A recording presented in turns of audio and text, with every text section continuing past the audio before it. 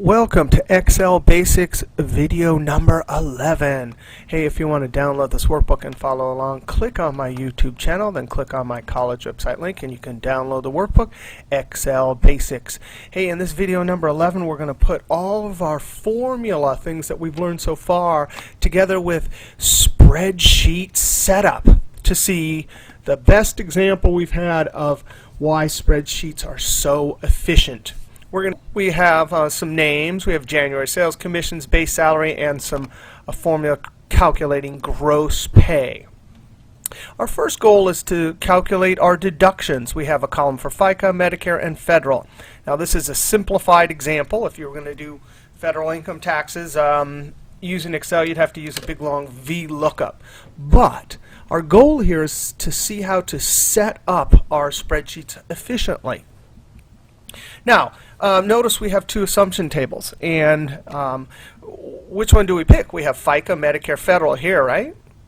Oh, but we have it here too, FICA, Medicare, federal withholdings. So, which one do we choose?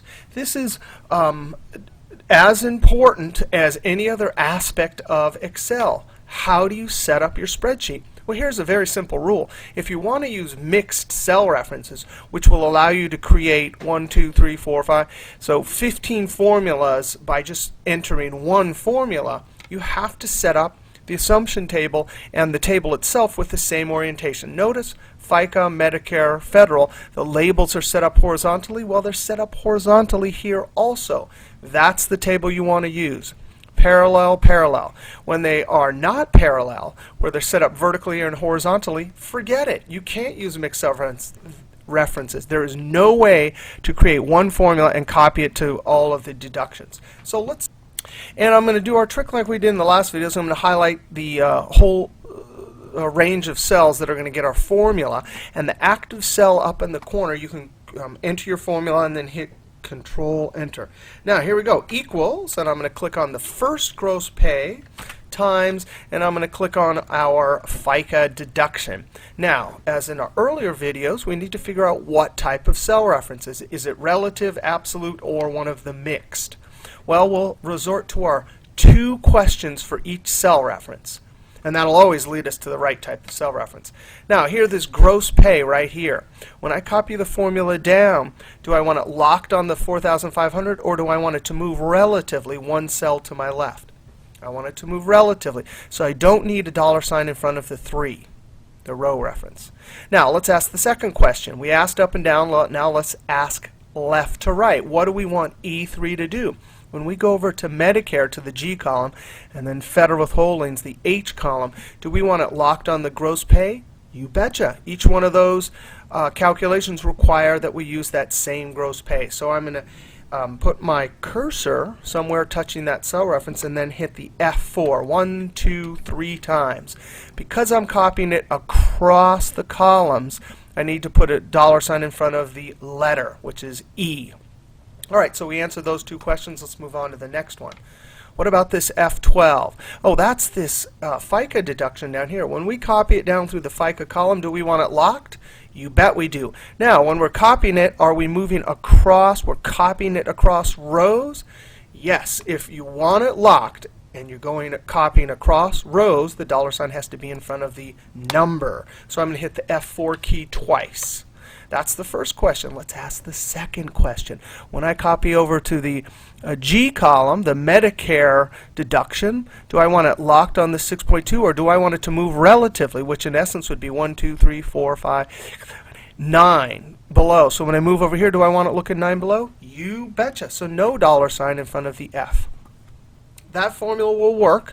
Now I can hold Control and then tap Enter, and it goes into all the cells. Now, we'll come back to this actual payroll table later and learn how to use the round function.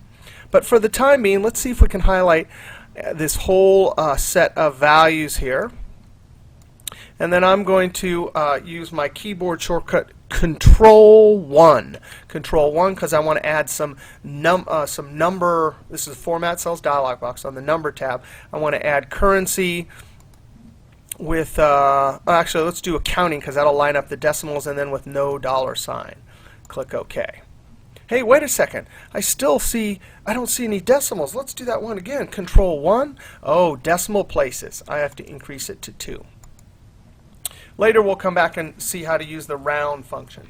All right, so we've orientated and learned about how to orientate the assumption table, not like this, but like this, because the labels are like that. We did our mixed cell references. Now let's add up all of our deductions. I'm going to click in this cell right here. Now I'm going to use the keyboard shortcut for auto sum, Alt equals. Now you got to be careful when you do that. If this wasn't a formula here, it would try to grab a bunch of numbers that wouldn't be appropriate. So whenever you use the sum function or average or any of those, be careful. Excel tries to guess, and it guessed right this time, but it doesn't always. I'm going to Control Enter, and then I'm going to click and drag this down. Now let's see if there's another way to do this. If I just highlight these cells right here, I want totals in all of these, right? What about if I do the Alt equals trick here? Alt equals. Now wait a second, that's kind of scary. It didn't even give me a chance to see what cells that we're grabbing. I'm going to notice that the active cell is right there and hit F2. Hey, look at that. It did. It got the this many above. If I were to click over here and hit F2, oh, it still did it right. 1, 2, 3, 4, 5 cells above. All right, now let's do, and notice something here. I'm going to blow this up, and I'm going to hit F2. Notice that it is a sum function with a range. We talked about that just a couple videos ago. That's very important because if we were ever to insert columns, this formula would update. Now I want to show you something. I want to click in this cell and do the wrong formula because we'll see why it's wrong in just a moment. I'm going to hit equals, and then I'm going to click that, plus, I'm going to use my arrow keys, plus, so in essence what I did is I got the 3 cells to my left, but not using the sum function. We'll come back to that in just a moment. Now, how do we calculate net pay? Right here, we say equals, and I'm going to use my arrow keys. I'm going to hit the left arrow key and go get my gross pay, and then I'm going to type minus, and then the left arrow. Notice even though it was off the screen, it still got it right. So that formula is 4 to my left minus 1 to my left. I'm going to Control Enter. Remember, that's efficient because if you're going to do something to the cell immediately, you might as well keep it selected. Point to my fill handle and click and drag. I'm going to click on the last one and hit F2 just to make sure. Sure enough, it looks like it got it just right. Escape. Now I'm going to click here and Alt equals. That one will work fine too. That's adding up the total net pay.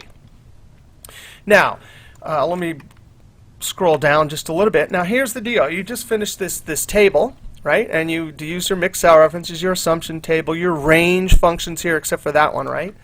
And your boss comes in and says, hey, you got 2 hours left in the day. I need you to build a new payroll table because we have a new deduction. And your boss doesn't know that